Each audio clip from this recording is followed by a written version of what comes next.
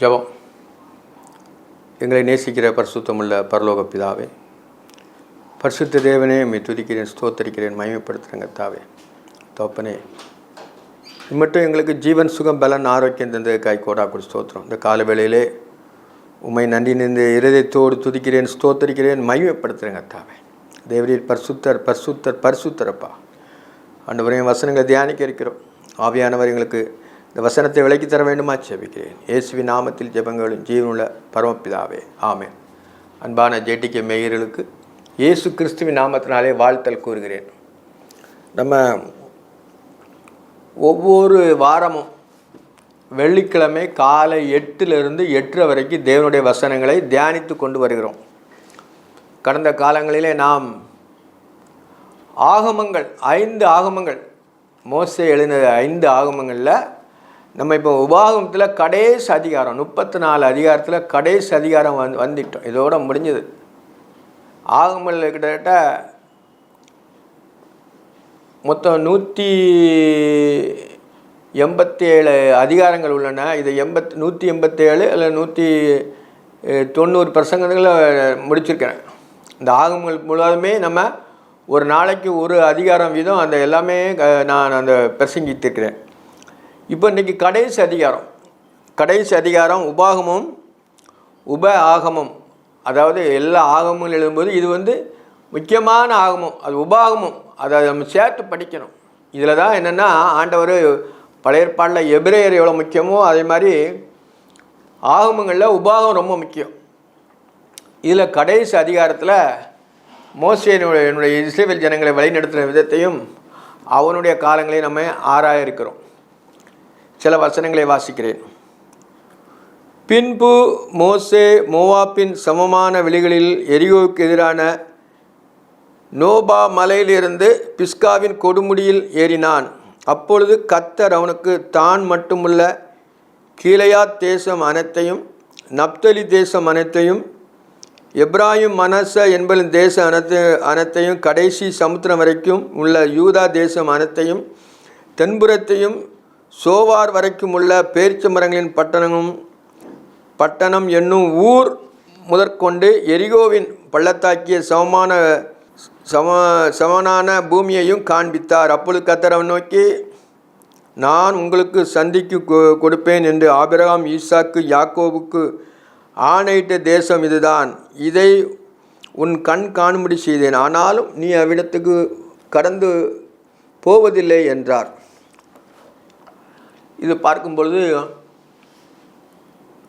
அந்த மோசே இஸ்ரவேல் ஜனங்களை அவன் வழிநடத்தி வந்துட்டான். யோர்தானுக்கு இந்த புறத்தில் கடைசியில் அவனுடைய வாழ்க்கை எப்படி இருக்குது என்பதை ஆவியானவர் நமக்கு அதை எழுதி தந்திருக்கிறார். எப்படின்னா, மோசே அவனுக்கு 130 வயசு ஆயிடுச்சு. அவன் என்ன செய்கிறான்னா, இஸ்ரவேல் ஜனங்களுக்கு பழைய அதிகாரத்தில் அந்த 12 கோத்திரங்களை, அந்த யாக்கோபு அவன் பிள்ளைகளை ஆசீர்வதித்த மாதிரி இவன் 12 கோத்திரங்களையும் ஆசீர்வாதத்தினுடைய விவரத்தை பூரா இந்த கோத்திரத்துக்கு என்னென்ன ஆசீர்வாதம்னு சொல்லிட்டு பழைய ஆகமங்களே படித்தோம். பழைய முந்தின அதிகாரத்தில் படித்தோம். இப்பொழுது என்னென்னா, அவனுடைய வாழ்க்கை கடைசியில் முடிய போகிறதுனால அவன் என்ன எழுதுறாருன்னா, பின்பு மோசே மோவாப்பின் சமமான வெளியிலிருந்து எரியோவுக்கு எதிரான நோபா மலையிலிருந்து பிஸ்காவின் கொடுமையில் ஏறினான். அப்பொழுது கர்த்தர் அவனுக்கு தான் மட்டுமுள்ள கீலேயாத் தேசம் அனைத்தையும், நப்தலி தேசம் அனைத்தையும், எப்ராயிம் மனச என்பது தேசம் அனைத்தையும், கடைசி சமுத்திரம் வரைக்கும் யூதா தேசம் அனைத்தையும், தென்புறத்தில் சோவார் வரைக்கும் உள்ள பேரிச்ச பட்டணம் ஊர் முதற்கொண்டு எரிகோவின் பள்ளத்தாகிய சமபனை காண்பித்தார். அதாவது பிஸ்காவின் கொடுமுடியில் அவன் ஏறிட்டான். எப்படின்னா, அவனுடைய ஆயுஷை அங்கே முடிய போகுது.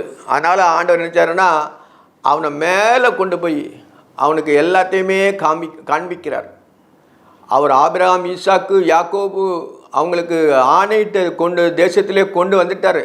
இன்னும் யோர்தானை கடந்தாச்சுன்னா அவங்க கானானுக்குள்ளே போகலாம். அதுக்கு முன்னால் என்ன செய்யறான்னா, இவன் கோபப்படுத்துறதுனால ஆண்டவர் கண்மலையை பார்த்து பேசுன்னு சொல்கிறதுனால ஜனங்களுடைய இதனாலையும் அவன் என்ன செஞ்சான்னா, அந்த கண்மலையை அடிச்சிட்டான். அவரை கொஞ்சம் ஆண்டவருக்கு கோபப்படுத்திட்டான், மோசேயும் ஆரோனும். அதனால தான் அவங்க 2 பேருமே அங்கே போக முடியலை. ஆரோன் இறந்து போயிட்டான், அவனுடைய அண்ணன். இப்போ மோசேனுடைய காலம் நிறைவேறதுனால கடைசியில் ஆவியானவர் நமக்கு இப்படி எழுதி தந்திருக்கிறார். மோசே தான் அந்த ஆகமத்தில் எல்லாம் எழுதினது. ஆனாலும் அவனுக்கு என்ன செய்யாருன்னா, அவன் எழுதும்போது காண்பித்தார்னு எப்படி என்ன அர்த்தம்? ஆவியானவர் இந்த வசனங்களை நம்மளுக்கு எழுதி தந்திருக்கிறாரு. அவன் கடைசியில் போய் பார்க்குறான். என்ன எப்படி பார்க்குறான்னா, தான் மட்டுமுள்ள கிளிய தேசம் அனைத்தையும், நப்தலி தேசம் அனைத்தையும், எல்லாமே அந்த தேசம் ஒவ்வொரு கோத்திரத்துக்கு கொடுக்குற தேசத்தை பூரா அவன் மலையில் ஏறி பார்க்குறான். மலையில் ஏறி ஆண்டவர் காமிக்கார் அவனுக்கு. ஊர் முதற்கொண்டு எரியோவின் பள்ளத்தாக்கிய சமமான பூமியையும் காண்பித்தார். அவ்வளோ தூரத்தில் பார்க்குறாங்க. அந்த மலையில் இருந்து தூரத்தில் எப்படி பார்க்க முடியும்? கொஞ்சம் தான் பார்க்க முடியும், ஒரு 50 கிலோமீட்டர் பார்க்கலாம். ஆனால் ஆண்டவர் காமிச்சு ரொம்ப தூரம். எல்லாம் ஆவியானவர் நம்மளுக்கு தெளிவாக எழுதியிருக்கார். மோசே அவனுக்கு மட்டும் அவர் காண்பிக்கிறார். நான் இதெல்லாம் கொடுக்குறேன்னு சொல்லிட்டு அவனுக்கு மட்டுமே அந்த தேசம் அனைத்தையும், அந்த கோத்திரங்களுடைய தேசம் அனைத்தையும் காண்பிக்கிறார். கண் கொஞ்சம் தூரம் தான் பார்க்க முடியும். ஆனாலும் ஆவியானவர் அவனுக்கு என்ன செய்யறாருன்னா, கர்த்தர் அவனுக்கு பக்கத்தில் போய் காட்டுற மாதிரி எல்லாத்துலேயுமே காட்டுறார். ஏன்னா நீ அங்கே போக முடியாது, கானானுக்குள்ளே போக முடியாது. ஏன்னா நீ தவறு செய்ததுனால, என்னை கோபப்படுத்துறதுனால நான் ஆணையிட்டது மாற மாட்டேன் அப்படின்னு சொல்லி அதை எல்லாமே காமிக்கிறார். அப்பொழுது கர்த்தர் அவனை நோக்கி, நான் உனக்கு சந்ததிக்கு கொடுப்பேன் என்று ஆபிரகாமுக்கும் ஈசாக்கும் யாக்கோபுக்கும் ஆணையிட்ட தேசம் இதுதான். பார்த்தீங்களா, எல்லாமே காமிக்கிறார். அவன் அங்கே போக முடியாட்டாலுமே அவர் ஆணையில் மாறாதவர். அது மோசைக்கு சொன்ன மாதிரி இஸ்ரவேல் ஜனங்களை வழிநடத்துகிற கானான் தேசத்துக்குள்ள மோசை வழிநடத்தி கொண்டு வருகிறான். ஆனால் அவன் போக முடியலை. ஆனாலும் கர்த்தர் கட்டளையிட்டபடி அவனுக்கு எல்லாமே காண்பிக்கிறார். அவன் எல்லா தேசத்தையும் பார்க்கான். கோத்திரங்கள் அனைத்தையும், ஒவ்வொரு கோத்திரத்துக்குள்ள இடங்களை பூரா ஆண்டவர் அவனுக்கு காட்டுறார். ஆபிரகாமுக்கும் ஈசாக்கும் யாக்கோபுக்கும் ஆணையிட்ட தேசம் இதுதான். 2-3 சந்ததி. அவனுடைய சந்ததி ஆபிரகாமுக்கு ஆணையிட்டு கொடுத்தாரு. உன் சந்ததியை கடற்கரை மணலை போல பெருகும், வானத்து நட்சத்திரங்களைப் போல அவன் பெருகப்பணுன்னு சொன்ன ஆண்டவர், ஆபிரகாம் மூலம் ஆண்டவர். யாக்கோபுக்கு ஈசாக்குக்கு அந்த ஆசீர்வாதம் வந்தது. ஸ்டார் ஆபிரகாம்லேருந்து ஈசாக்கு வந்தது, ஈசாக்குலேருந்து யாக்கோபுக்கு வந்தது. யாக்கோபுலேருந்து 12 கோத்திரம் இஸ்ரவேல் ஜனங்கள். அதுக்குள்ளே 430 வருஷம் அவங்க அடிமைப்பட்டிருந்து பிறகுதான் மீட்டு கொண்டு திருப்பி ஒரு 40 வருஷம் வனாந்தரத்தில் அலைகிறாங்க. அதுக்கு பிறகுதான் ஆண்டவர் என்ன கானான் தேசத்தை அவங்களுக்கு கொடுக்குறார். இதெல்லாம் பைபிளில் கோர்வையாக இருக்குது, சிஸ்டாந்தமாக. அப்படியே ஆண்டவர் ஆவியானவர் மோசே எப்படி வழி நடத்தினாங்கிறத நம்மளுக்கு எழுதி தந்திருக்கிறார். இதை வச்சு தான் பைபிளில் எல்லாமே இருக்கும். சாராம்சங்கள் பூரா அந்த ஆகமங்களை சார்ந்து தான் இருக்கும். புதிய ஏற்பாடு நம்ம படிக்கும்பொழுது ஆகமத்துக்குள்ளது நம்ம என்ன இருக்குது. அதனால் ஆகமத்தை நம்ம என்ன சொன்னோம், நல்லா கற்றுக்கிட்டோம். இது கடைசி ஆகம உபாகமும். இந்த உபாகமில் ஏன் தெரியணும், பழைய ஏற்பாட்டில் ஆண்டவர் அப்படி நடத்தினார், புதிய ஏற்பாட்டிலையும் அது சிஸ்டாந்தம் வச்சு தான் வரும். புதுசாக தோன்றதில்லை, தொண்டு தொட்டு வருகிற காரியம் இது பூரா. அதனால தான் ஆண்டவர் ஆவியானவர் நமக்கு அப்படி எழுதி வச்சிருக்கிறார். நான் ஆணையிட்டால் மாற மாட்டார், ஆணையிட்டால் நான் மாறாமல் இருப்பேன்னு சொல்கிறார். அதனால் அவர் சொன்னபடி அதுக்காக சொல்கிறார். என்ன, யாக்கோபுக்கு ஆணையிட்ட தேசம் இதுதான், இதை உன் கண் காணும்படி செய்தேன். உன் கண் காணும்படி செய்துன்னு சொல்கிறார். கண் மட்டும்தான் பார்க்குது, ஆனால் சரீரம் அங்கே போக முடியாது. அவன் அங்கே போக முடியாது. அவன் கண்ணை வச்சு அந்த தேசத்தை முழுவதும் பார்க்குறான். ஆண்டவர் ஆவியானவர் அவனுக்கு தெளிவாய் காட்டுறார். கொஞ்சம் தூரம் தான் மனுஷன் பார்க்க முடியும். ஆனாலும் ஆவியானவர் வேதத்தில் என்ன எழுதியிருக்கிறாருன்னா, அவன் கண் காணும்படி செய்தார்னு இருக்கார். அவன் கண் எல்லா தேசத்துலேயும் அவன் அவ்வளோ தூரமாக, இப்போ டிவி நிகழ்ச்சியில் நம்ம பக்கத்தில் பார்க்குற மாதிரி ஆண்டவர் மோசேக்கு அப்படி காமிக்கிறார். அது ஆவியானவர் நமக்கு எழுதி வச்சிருக்கார். ஆனாலும் நீ அவ்விடத்திற்கு கடந்து போவதில்லை என்றார். நீ போக முடியாது, உன் ஆவி ஆத்மா சரீரம் அங்கே போக முடியாது. ஆனால் உன் கண் காணும். உன் கண்ணை பூரா வச்சு பார்த்து எல்லா தேசத்தையும் பார்க்குறான். அந்தபடியே கர்த்தரின் தாசனாகிய மோசே மோப்ஸ் தேசமான அவ்விடத்திலே கர்த்தருடைய வார்த்தையின்படியே மரித்தான். சின்னது தான், பெருசாக எழுதல. ஆவியானவர் என்ன அப்படின்னாருன்னா, மோசே தேவனுடைய வீட்டில் எங்கும் உண்மையுள்ளவனாக இருந்தான், கர்த்தருக்கு பிரியமானவன் தான். அவன் சிறு வயசுலேருந்து, அவன் உற்பத்தியானதிலிருந்து, அந்த பார்வோன் அரண்மனையில் அவன் எல்லா சாஸ்திரங்களையும் கற்றதிலிருந்து அவன் எல்லாமே ஆவியானவருக்கு தெரியும். அதனால தான் மோசே ஆண்டவர் என்னச்சாருன்னா, தேவனுடைய வீட்டில் எங்கும் உண்மையுள்ளவனாக நான். எல்லாமே அவன்கிட்ட ஃப்ராடு பித்தலாட்டம் கிடையாது, எந்த வஞ்சிக்கிறதுமே கிடையாது. ஒருத்தன் இது கூட அவன் எடுக்கவே இல்லை. அதனால் தெளிவாக எழுதுவார் அவர். மோசையை போல் என் தாசனாகிய மோசேன்னு சொல்லுவார். ஆனாலும் தவறு செய்யும் பொழுது நீ அங்கே போக முடியாதுங்கிறாரு. ஏன்னா அவன் என்ன பறவை போயிருந்தானா, அவன் பிறகு போனான், பரமக்கானானுக்குள்ளே அவன் இருந்தான். அவன் இருக்கிற போய் தான் அவன் மோசே தான் ஆண்டவர் தான் அவனை அடக்கம் பண்ணாருன்னு இருக்குது பைபிளில். அது நம்ம பார்க்குறோம். அப்படியே கர்த்தரின் தாசனாகிய பார்த்தீங்களா எப்படி எழுதியிருக்காரு பார்த்தீங்களா, அவர் கர்த்தரின் தாசனாகிய, கர்த்தர் அவனோடு இருக்கனால அவருடைய தாசன். இதோ என் தாசன் சொல்லுவார். இயேசுவானவர் குறித்தும் அந்த இதில் இருக்குது, தீர்க்க தரிசனம் ஆகல, இதோ என் தாசன் அப்படின்னு சொல்லியிருக்கு. அதே மாதிரி மோசேக்கும் ஆண்டவர் என்ன சொல்கிறாங்க எப்படின்னா, கர்த்தரின் தாசனாகிய மோசே மோவாப் தேசமான அவ்விடத்திலே கர்த்தருடைய வார்த்தையின்படியே மரித்தான். கர்த்தருடைய வார்த்தையின்படியே மரித்தான். நீ அங்கே போக முடியாது, இங்கே இறந்து போவா, இங்கே செத்து போவா, நீ இங்கே இறந்து போவா அப்படின்னு சொல்லிட்டு அவர் வார்த்தையின்படி, அவர் சொன்ன வார்த்தை ஒரு நாளும் தவறி விழுவதில்லை.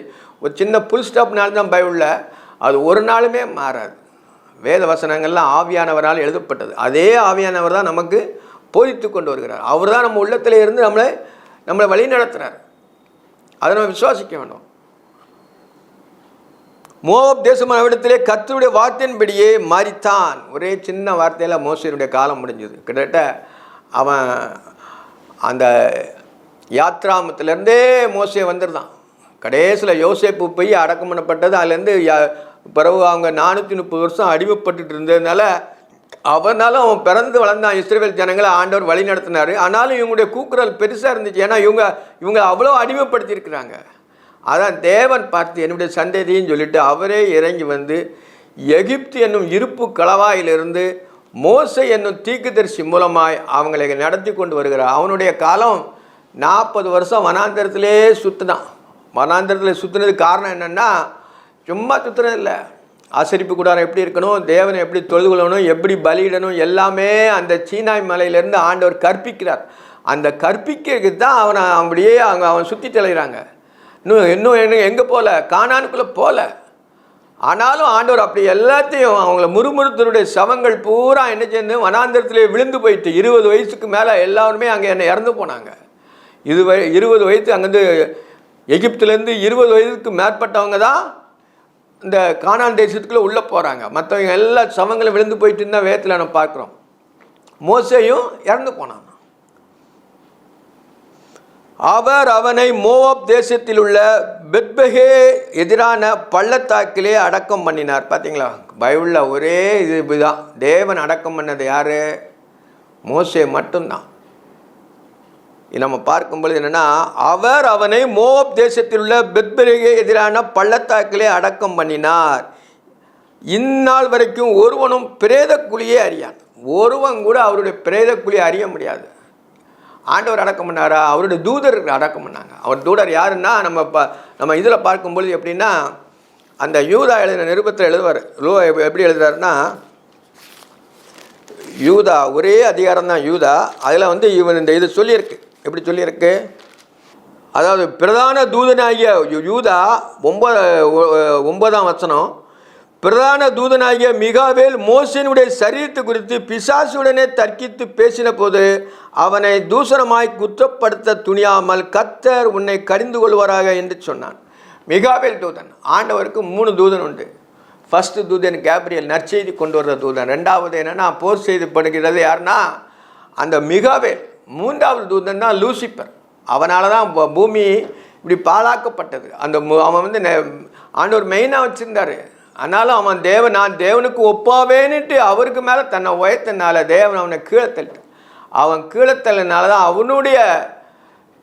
அவனுடைய பிடியிலேருந்து விடுவிக்க தான் இயேசுவானவரே நம்மளுக்கு மாடினாய் வர வேண்டி இருக்கிறது. அந்த இஸ்திரியின் வித்தில் அவர் வந்தார். அப்போ என்ன செய்யணும்னா, அந்த ஆவியானவர் நமக்கு எழுத எப்படின்னா, பிரதான தூதனாகிய மிகாவேல், பிரதான தூதன் மோசேனுடைய சரீரத்தை குறித்து, மோசே அடக்கம் பண்ணது யாருன்னா பிரதான தூதன் தான், மிகாவேல் தான் அடக்கம் பண்ணது. அந்த இதில் அது தூதன்னா ஒரே தான், தேவன் தான் எல்லாம் செய்கிறாரு. ஆனால் தூதன் தான் அதை எல்லாமே வேலை செய்து முடிக்கணும். அதுக்கு தான் அந்த வசனம் எழுதியிருக்கார். மிகாவேல் மோசேனுடைய சரீரத்தை குறித்து பிசாசுடனே தரித்து பேசின போது, பிசாசுடனே தரிக்கித்து பேசின, பிசாசுனா யார்? அவனும் ஒரு தூதன் தான்.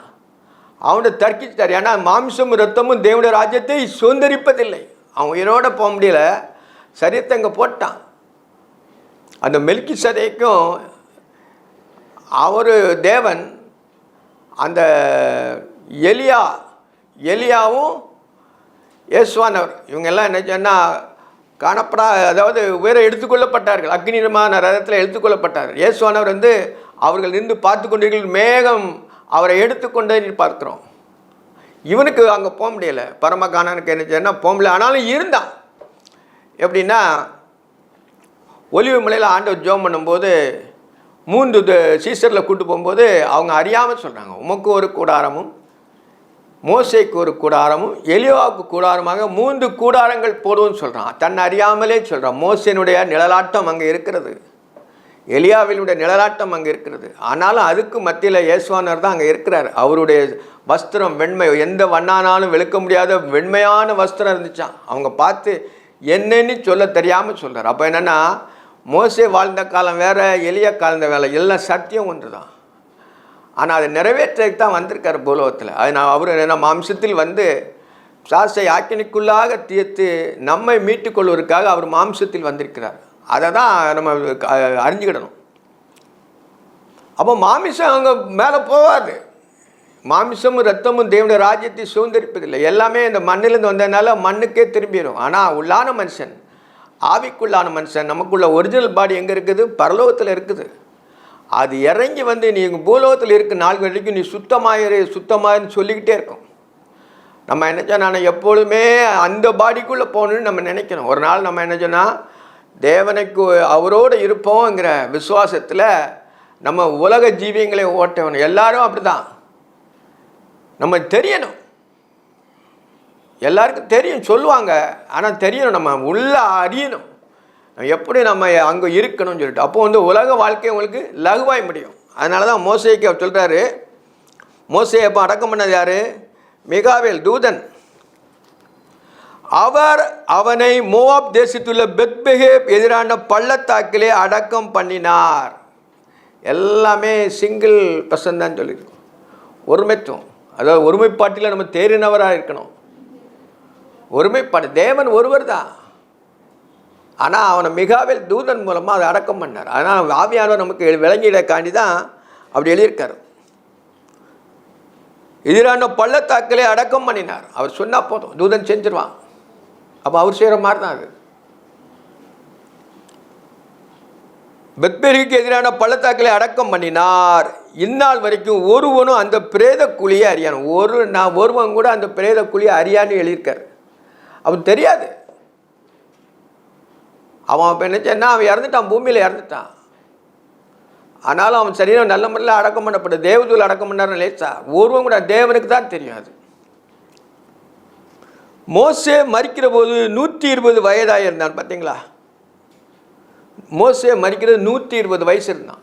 அவன் 40 வருஷம் அந்த வனாந்தர ஜீவியத்திலே இருந்தான். அதுக்கு பிறகு 80 வயசுக்கு பிறகு தான் ஊழியத்துக்கே வரான். அதுக்கு பிறகு தான் 120 40 வருஷம் வனாந்தரத்தில் இஸ்ரவேல் ஜனங்களை வழிநடத்தி கொண்டு வருகிறான். அதுக்கு முன்னால் 40 வருஷம் அவன் நம்ம இஸ்ரவேல் ஜனங்களோட இருந்து எகிப்தின் ராஜா வாழ்க்கையில் இருந்தான். ராஜா அரண்மனையில் அவன் அடுத்த இது ஆகணும். அவன் எல்லா வேத சாஸ்திரங்களும் எல்லாமே கற்றுருக்கான். ஆண்டவர் முன்னறிவின் பிடித்தேவன். அவர் ஒரு மோசையை தெரிந்து கொண்டாருன்னா அதுக்கு நோக்கம் இருக்கும். அவனை எல்லா கலையும் கற்க வச்சு நான் தேவன் என்பதை அவன் அறிய மட்டும் அவரோடு இருந்து மோசையோடு இருந்து தேவன் நினச்சார்னா வழி நடத்தினார். முட்செடியிலேருந்து அவருக்கு முதல்ல சொல்கிறார், மோசேன்னு கூப்பிட்றாரு. அப்போ எப்படி பார்த்தீங்களா, அதே தேவன் தான் தன் தூதன் மூலமாக அவனை அடக்கம் பண்ணார். அப்போ மோசையோடு இருந்தது தேவன். நம்முடைய வாழ்க்கையிலும் நாம் என்ன செய்யணும்னா, மோசே தேவனுடைய வீட்டில் எங்கும் உண்மையில் நான் வீட்டுக்கு அதிகாரி யார்? தேவன் தான். இயேசுவனார் தான் வீட்டுக்கு அதிகாரி. ஆனாலும் மோசே வீட்டில் உத்தமமாக இருந்த மாதிரி நம்மளும் எங்கும் தேவனுடைய இதில் என்னென்னா உத்தமமாக இருக்க வேண்டுங்கிறத வேதவசனம் நம்மளுக்கு எழுதியிருக்கு. மோசே மரிக்கிற போது 120 வயதாக இருந்தான். அவன் கண் இருளடையவும் இல்லை, அவன் பலன் குறையவும் இல்லை. இவ்வளோ முக்கியமான பார்த்தீங்களா, அவன் கண் இருளடையலையா. இப்போ 60 வயசுக்கு மேலே ஆனால் 50 வயசுக்கு மேலே வேணாலே கண்ணாடி போட வேண்டியிருக்கு. கண் இப்போ இது இருளடைஞ்ச மாதிரி ஆகும். ஆனால் மோசேக்கு ஒன்றும் இதாகலை. அவங்களுடைய வஸ்திரங்கள் பழைய அந்த இஸ்ரவேல் ஜனங்கள் அந்த 40 வருஷம் வரைக்கும் அவங்க கால் வீங்கவும் இல்லை, அவங்க ட்ரெஸ்ஸு பழமையாக போகிறதும் இல்லை. அப்போ அவ்வளவு ஆண்டவர் அவளை வழி நடத்திருக்காரு. பார்த்துங்களேன், கொஞ்சம் யோசித்து பார்க்கும்போது அதெல்லாம் நம்ம கிரகிக்க முடியாது. தேவன் நினச்சா எல்லாம் நடக்கும். அவரால் முடியாது, ஒரு அழுக்கு ஒட்டாது அவங்க ட்ரெஸ்ஸில். அப்படி குளுமையிலே பகல் மேகஸ்தம்பில் வழி நடத்தினார். சாப்பாடு கொடுத்துருக்கிறாரு, கால் வீங்கலை, பாதரட்சை பலதப்பா இது போலன்னு இருக்கு. அவன் பாருங்க, அப்போ எவ்வளோ வழி நடத்துறா தெரியுமா? அதே மாதிரி தான் மோசேக்கு என்ன அவன் கண் இருளடையவும் இல்லை. ஆண்டவர் கண்ணை உண்டாக்கினார், அவர் எல்லாமே அவர் தான். நாவை உண்டாக்கினார் அவர் தான். மந்த நாவுன்னு சொல்லுவான். நான் தானப்பா உண்டாக்குனேன், நீ ஏன் கவலைப்படுதா? உன் அண்ணன் பேசுவான், நீ அவனுக்கு தேவனாக இருப்பான்னு சொல்கிறார். அப்போ என்னென்னா, தேவனால் கூடாத காரியம் ஒன்றுமில்லை. அவன் கண் இருளடையவும் இல்லை, அவன் பலன் குறையவும் இல்லை. அவனுடைய பலன் குறையவில்லை. ஆவியானவருக்கு தான் தெரியும் அவனுக்கு என்ன பலன் இருக்குன்னு அவனுக்கு தெரியும். அவன் கண் எவ்வளோ வெளிச்சத்தில் பார்க்குது, தூரத்தில் போய் பார்க்குறான், அந்த தேசங்கள் முழுவதையும் பார்க்குறான். அந்த 12 கோத்திரங்களுக்கு, அதாவது 8 கோத்திரத்துக்கு அங்கே, 10 கோத்திரத்துக்கு இல்லை 9 கோத்திரத்துக்கு அங்கே, 2 கோத்திரம் இங்கே யோர்தானுக்கு இங்கே கொடுத்தாச்சு. அப்போ எல்லாம் எவ்வளோ தெளிவாக இருந்துருக்கு பற்றியில் அவங்களுடைய கண். அதான் கர்த்தரின் தாசன் ஆகியன்னு சொல்கிறார். அவர் அவனோடு இருந்தார், மோசையோடு இருந்தார். மோசே ஆண்டவர் அவ்வளவு நேசித்தான், அவ்வளோ பிரியமாக இருந்தான். ஏன்னா அவர் சர்வ வல்லமையுள்ள தேவன், சிருஷ்டி கர்த்தர், எல்லாத்தையும் உண்டாக்கின தேவன் என்பது அவன் முழுவதும் விசுவாசத்தில் தான் ஓட்டணும். காரியம் முழுவதும் விசுவாசத்தில் தான் நம்ம காரியம் முழுவதும் நடக்கணும். மோசே மரிக்கிற போது 120 வயதாக இருந்தான். அவன் கண் இருளடையவும் இல்லை, அவன் பலன் குறையவும் இல்லை. இஸ்ரவேல் புத்திரர் மோவாபின் சமனான வெளிகளில் மோசேக்காக 30 நாள் அழுது கொண்டிருந்தார்கள். மோசேக்காக அழுது துக்கம் கொண்டாட நாட்கள் முடிந்தது. 30 நாள் அவனுக்கு துக்க நாட்கள் நிறைவேறக்காண்டி மோசைக்காண்டி. ஏன்னா மோசே இல்லாமல் அங்கே ஒன்றும் இல்லை. அவன் தான் எல்லாத்தையும் இஸ்ரவேல் ஜனங்களில் வழி நடத்துகிறான். திறப்பின் வாசலில் அவங்களுக்கு தான், ஆண்டவருக்கும் ஜனங்களுக்கும் மத்தியில் அவன் தான் நின்று போராடுறான். என்னுடைய பேரை கிறுக்கி போடுன்னு சொல்கிறான். எப்படின்னா, நீரை இந்த இது பண்ணியிருந்தேன்னா ஜீவ புஸ்தத்தில் நீ எழுதின புஸ்தத்தில் என் பேரை கிறுக்கி போடுன்னு சொல்லி தன்னை முழுவதும் தியாகமாக ஒப்பு கொடுக்கிறான். தேவன் அதை பார்த்து என்ன செய்கிறாருன்னா, இவ்வளவு சிநேகமாக இருக்கிறாங்கன்னு பிள்ளைங்க மேலே. ஏன்னா புறஜாதி குத்தம் சொல்லிடக்கூடாது. தேவனால் ஆகாத காரியம் ஒன்றுமில்லை, அவரை ஒரு நிமிஷத்தில் மாற்ற முடியும். ஆனாலும் மோசே சொல்லிப்படி கேட்டு அவனை அந்த ஜனங்களை அழிக்கவில்லை. நிறைய அழிவு வந்துச்சு, எவ்வளோ அழிவு, பாம்புனால் அழிவு, நிறையா அவங்க விவசாயம் அந்த பண்ணனால அழிவு, அங்கே அழிவு, நிறைய அழிவு வந்துச்சு. ஆனாலும் மோசே மட்டும் தன்னுடைய காரியங்களில் ஜெயமாக இருந்தான். ஆண்டவர் அவனோடு பேசினார். அதெல்லாம் அந்த பரிசேர் சரிசேர் சொல்லுவாங்க, மோசையோடு தேவன் பேசினாரே அப்படின்னு சொல்லுவாங்க. இயேசுவானர்கிட்ட உங்கள்கிட்ட எங்கே பேசுகிறாருங்க பாரு, அவர் நான் பார்க்காம செய்ய மாட்டேன், அவர் சொன்ன பிதாவானவர் சொல்ல குமாரன் காண்கிறது தாமாக எதுவும் செய்ய மாட்டான்னு சொல்லிட்டு இயேசுவானர் சொல்லுவார். ஆனாலும் இவங்க என்ன சொன்னால், மோசையோட தேவன் பேசினாரேம்பாங்க. மோசே நியாயப்பிரமாணத்தை மட்டும் தான் இது பண்ணுவாங்க, அன்பை விட்டாங்க. அதனால தான் அவர் பூமியிலே மாநிலனாய் வர வேண்டியிருக்கு இதாயிடுச்சு. இஸ்ரவேல் புத்தர் மோவாபின் சமமான வழிகளிலே மோசேக்காக 30 நாள் அழுது கொண்டிருந்தார்கள். மோசேக்காக அழுது துக்கம் கொண்டாடின நாட்கள் முடிந்தது. துக்கம் கொண்டாடினாங்க. மோசைக்காண்டி இவ்வளோ வழி நடத்தினாங்களே, 40 வருஷமாக என்னை எப்படிலாம் வழி நடத்துனாங்க, தேவனுக்கு நமக்கும் நடுவாக நின்று நடத்துனான்னு சொல்லி துக்க நாட்கள் நினச்சி அவங்க நினச்சாங்கன்னா துக்கமாக இருந்தாங்க. முடிந்தது. மோசே நூனின் குமாரனாகிய யோசுவாவின் மேல் தன் கைகளை வைத்தபடினால் அவன் ஞானத்தினால் நிறையப்பட்டான். இஸ்ரவேல் புத்தர் அவனுக்கு கீழ்ப்படிந்து கர்த்தர் மோசேக்கு கட்டளையிட்டபடியே செய்தார்கள். இதில் பார்க்கும்பொழுது நூனின் குமாரன் நம்ம பார்க்கும்பொழுது நூனின் யாருன்னா அவன் வந்து யூதா கோத்திரம். அவன் யூதா கோத்திரத்தினுடைய பிள்ளை அவன். அதனால தான் அந்த நூனின் குமாரன் சொல்கிறார். ஆசேத்துவம் லேவிய கோத்திரத்தில் தான் அவங்க என்ன செய்வாங்கன்னா ஆசேத்துவம் இருந்துச்சு. ஆனாலும் இப்பொழுது வழிநடத்துகிற யார் வழிநடத்த வரான்னா யூதா கோத்திரத்தில் உள்ள நூனின் குமாரனாகிய யோசுவா, எப்ராஹிம். அதாவது என்னென்னா யூதா கோத்திரத்தில் அவன் வர்றான். அதை நம்ம பார்க்கும்பொழுது என்னென்னா, நூனின் குமாரனாகிய யோசுவாவின் மேல் தன் கைகளை வைத்தபடினால் அவன் ஞானத்தின் நாவலில் நிறந்தவனாய் இஸ்ரவேல் புத்திரர் அவர்களுக்கு கீழ்ப்படிந்து கர்த்தர் மோசையை கட்டளைப்படியே செய்தார். கர்த்தர் மோசையை கட்டளையிட்டார், உன்னுடைய கணத்தில் கொஞ்சம் யோசுவா கொடுன்னு சொல்கிறார். ஏன்னா யோசுவா தான் ஆசரிப்பு கூடாரத்தை விட்டு விலகாமல் மோசையோடு இருந்தான். அவனுக்கு தான் எல்லாம் தெரியும். தேவன் அவன் மேலே நினைச்சார்னா கிருபையாக இருந்தார். அவன் மேலே அவனுடைய செய்கை எல்லாம் பார்த்துனா உனக்கு அடுத்தால இவன் தான் இந்த வழி நடத்துவனும் இஸ்ரவேல் ஜனங்கள்னு சொல்லிட்டு உன் கையை அவனுக்கு மேலே வச்சு அவனுக்கு ஜெபம் பண்ணுன்னு சொன்ன மாதிரி அவன் நினச்சான கைகளை அவன் மேலே வைக்கிறான்.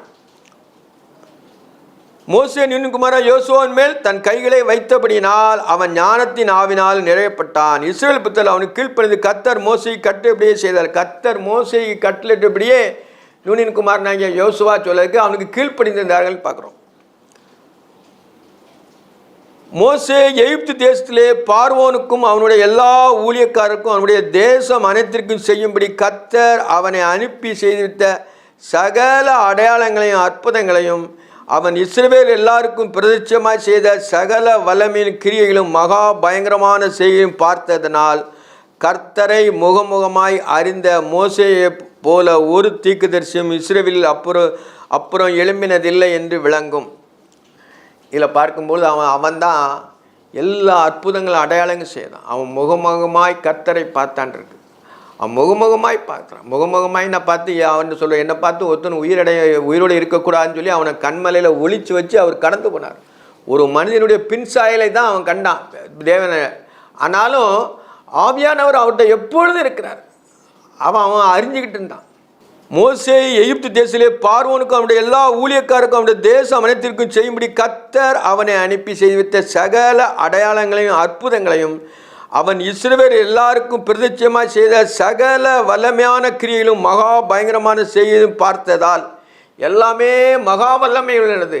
அக்கினி பற்றி எறியும்போது இவன் தான் போய் முதல் தூபவர்க்கத்தை கூட்ட சொல்லு அப்படி சொல்லுவான். அப்போ அவன் எவ்வளவு தன்னை திடப்படுத்தி கொண்டிருந்தான். மோசே அற்புத அடையாளங்களை அவன் நேரில் பார்த்தான். அவனுக்கு அவ்வளவு தைரியம். ஏன்னா அவன் பிறந்ததுலேருந்து வளர்ந்தது வரைக்கும் அவன் இஸ்ரவேல் ஜனங்களை 40 வருஷம் வழிநடத்த வரைக்கும் தேவனுக்கு அவனுக்கு நிறைய செய்திருக்கார். அவனை பார்த்துக்கிட்டே இருக்கார். அவன் மூலமாக தான் தேவன் செய்வார். கர்த்தரை முகமுகமாய் அறிந்த மோசே போல ஒரு தீர்க்கதரிசியும் இஸ்ரவேலில் அப்புறம் எழும்பினதில்லை என்று விளங்கும்னா பின்னால் இருக்குது. நம்ம ஆகமங்கள் தான் முடிச்சிருக்கோம். ஆனால் ஆவியானவர் நமக்கு எப்படின்னா அதுக்கு பிறகு இந்த மாதிரி தீர்க்கதரிசி ஒருத்தனுமே வந்ததில்லை அப்படி ஆவியானவர் நமக்கு முன்னக்கூட்டி எழுதி வச்சுருக்காரு. அதான் விளங்கும்னு எழுதியிருக்காரு. அப்போ எல்லாமே தெரியும். ஆவியானவருக்கு தெரியாத ஒன்றும் இல்லை. அவர் சர்வ சிருஷ்டி. அவரை பார்த்துக்கிட்டே இருக்கார். அதனால தான் அவர் எழுதுறார், கர்த்தரை முகமுகமாய் அறிந்த மோசேயை போல. முகமுகமாய் அறிந்த கிருபாசனத்தில் போய் அவங்க ஆண்டவருடைய பேசும்போது அவனுக்கு சத்தம் கேட்கும் ஆண்டவர். ஆனால் ரூபத்தை காண முடியாது. ஆனால் அவர் சத்தத்தை கேட்டு கிருபாசனத்துலேருந்து சத்தத்தை கேட்டு ஜனங்களுக்கு சொல்லுவான். அவர் சொல்லி மாறாமல் இருக்க மாட்டாங்க. ஆண்டவர் சொல்லிட்டாருன்னா அவங்க தவறு செய்திகளை வெட்டி போடணும்னா வெட்டி போடணும். அது ஒபீடியன்ட்டு பார்க்குறாரு. அது ரொம்ப ஒபீடியண்ட்டாக இருந்தாங்க. கடைசியில் இந்த காரியத்தில் தவறுனால ஆண்டவருக்கு எவ்வளோ கோபம் இருக்கும். அவ்வளவு டிசிப்ளினாக அவன் இருந்தான். யார்? உண்மையுள்ளனா இருந்தான் மோசே. இதோடு முடிஞ்சது. மோசே எழுதின ஆகமங்கள் 5 ஆகமங்களில் ஆவியானவர் நமக்கு எழுதி வச்சிருக்கார். கர்த்தரை முகமுகமாய் அறிந்த டைரக்ட், அது பிசகவே கிடையாது. முகமுகமாய் அறிந்த எல்லாவற்றையும் அறிந்த தேவன் மோசே போல யாரும் இல்லை. அறிந்த மோசே போல ஒரு தீர்க்கதரிசி இஸ்ரவேல் அப்போ எழும்பினதில்லை என்று விளங்கும். இஸ்ரவேல் அப்புறம் வரல, தீர்க்கதரிசிகள்லாம் நிறைய பேர் வந்திருக்காங்க. ஆனாலும் மோசே மாதிரி வழிநடத்தல் இல்லை. தீர்க்கதரிசி இல்லை. தீர்க்கதரிசனம் உரைப்பாங்க. ஆனால் வழிநடத்தல், தேவனோடு உள்ள வழிநடத்தல் மோசே மூலமாக நியாயப்பிரமாணம் எல்லாம் கொடுக்கப்பட்டது. நியாயப்பிரமாணம் மோசே மூலமாக கொடுக்கப்பட்டது. கிருபையும் சத்தியமும் இயேசு கிறிஸ்துனால் உண்டாயினன்னு இருக்கும். கிருபையும் சத்தியம் இயேசுவானவர் தான் கொடுக்குறாரு. நியாயப்பிரமாணம் அழிக்க வந்தது, அதில் உயிர் கொண்டது நியாயப்பிரமாணம். ஏன்னா எது வந்ததுனால பாவம் அதில் உயிர் கொண்டது. பிறகு பாவத்தை அவர் தீர்ப்பதற்காக அவரே தன்னுடைய ரத்தத்தை சிந்தி நம்மளை நினைச்சா மீட்டுக்கொள்கிறார். அது இயேசுவானவருடைய காரியம். ஜெபம். நேசிக்கிற பரிசுத்தமுள்ள பரலோக பிதாவே, பரிசுத்த தேவனே, ஆண்டவரே, நீர் மோசேயோடு இருந்தீராப்பா. மோசையோடு இருந்தவர் எங்களோடு இயேசுவாகிய தேவன் எங்களோடு இருப்பதற்காக நன்றி அப்பா. நீர் ஒரே தேவன், என்றும் ஜீவித்து அரசாளுகிறவர், மாம்சத்தில் வெளிப்பட்டீரப்பா. சோத்திரம் சோத்திரம் சோத்திரம். மோசைக்கு அருபிஸ்வரூபியாக நீர் அன்னைக்கு காட்சி அளித்துட்டு எல்லாவற்றையும் செய்தீர் ஆண்டவரே. மோசே உம்முடைய சத்தத்தை காதுகளில் கேட்டு ஜனங்களுக்கு போதித்தான். ஆனாலும் உம்முடைய வசனங்கள் எங்களுக்கு ஜீவனுள்ள வசனங்காய் ஆவியானவர் எங்களுக்கு எழுதி தந்திருக்கிறார். இயேசுவே உமக்கு நன்றி. கர்த்தாவே உமக்கு நன்றி. அப்பா பிதாவே உமக்கு நன்றி அப்பா. சோத்திரம் சோத்திரம் சோத்திரம். எங்களை தாழ்த்துக்கிறோம், விரும்பி ஆக்கிறோம். ஆண்டவரே, நீர் ஜீவனுள்ள தேவன், நீர் சர்வ சிருஷ்டியப்பா. உம்மை அறிவது நித்திய ஜீவன். இயேசு கிறிஸ்துவின் நாமத்தில் ஜெபங்களும் ஜீவனுள்ள பரமபிதாவே, ஆமென்.